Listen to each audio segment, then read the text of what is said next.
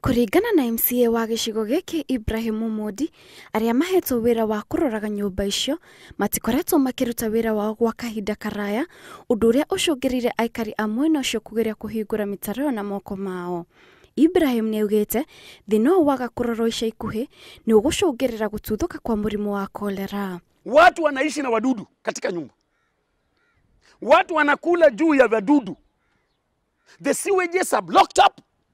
Maji hayatembei. The place is just pathetic. It's an environmental crisis. That's how I can put it. Uhoro ukite thiku imwe thutha wa aikari amwe kuingatwo kuma nyumba ciao, ukirikana ati matikoretwo makiriha nyumba icio.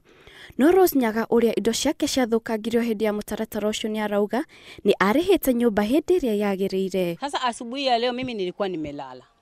Nimefanya kuamshwa na watu. Nimelala, mtu anagonga. Hata haungojei uko uvae nguo. Vijana wakavunja kule juu. Si mumeona?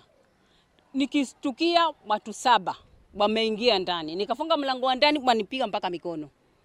After that wanabeba kila kitu akitupa nje. Hata kama ni notice unapewa mapema.